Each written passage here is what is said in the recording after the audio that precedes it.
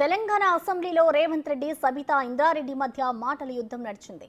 Party ఫిరాయింపులపై జరిగిన ప్రస్తావనలో ఒకరిపై ఒకరు విమర్శలు చేసుకున్నారు. నేనేం మోసం చేశానో చెప్పాలని సబితా డిమాండ్ చేశారు.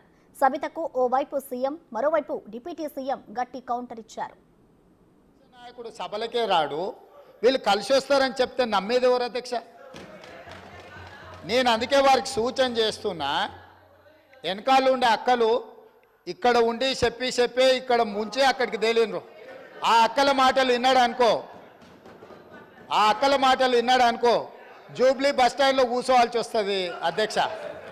గౌరవ ముఖ్యమంత్రి గారు ఎంజాయ్ చేస్తున్నారు. ఇప్పుడు మాట్లాడుతుంటే గుండె మీద చేసుకొని చెప్పాలి అధ్యక్ష. ముఖ్యమంత్రి గారు కూడా ఆ రోజు నేను అక్కగానే ఆశీర్వదించిన, ఆ రోజు పార్టీలోకి వస్తున్నప్పుడు ఒక అక్కగా ఆశీర్వదించిన, బాబు నువ్వు చాలా పెద్దగా ఎదుగుతావు, ఈ రాష్ట్రానికి ముఖ్యమంత్రి అవుతావు, రాయి పార్టీలకని ఆహ్వానించిన నేను. ఈరోజు మరి నన్నెందుకు కక్ష తీర్చుకుంటున్నాడు నాకు అర్థమైతలేదు. ప్రతిసారి ప్రతి అసెంబ్లీలో నేను నిన్ను కాంగ్రెస్ పార్టీలకు రమ్మన్నా, పెద్ద లీడర్ అవుతావు అని చెప్పినా, పార్టీకి నీకు భవిష్యత్తు ఉంటుందని చెప్పినా అని చెప్పింది, అది వాస్తవం.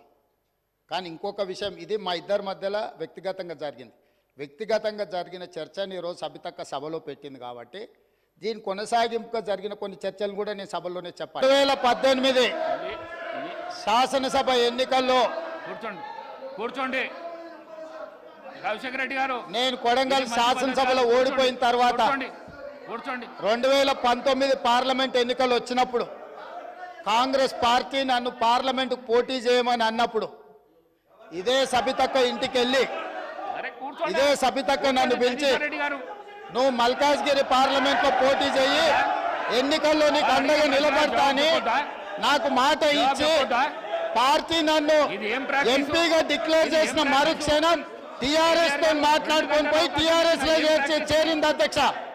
తమ్ముడుగా నన్ను పిలిచి మల్కాజ్గిరి పార్లమెంట్ లో ఎన్నికల్లో పోటీ చేయమని నన్ను ప్రోత్సహించి పార్టీ నన్ను ఎన్నికల్లో అభ్యర్థిగా నిర్ణయించిన తర్వాత కేసీఆర్ మాటలకు అధికారం కోసం కాంగ్రెస్ ను వదిలి టీఆర్ఎస్ పార్టీలో చేరి మంత్రి పదవి పొంది తమ్ముని మోసం చేసింది కాబట్టి ఈ రోజు నమ్మొద్దు అని కేటీఆర్ కి చెప్పిన అధ్యక్ష.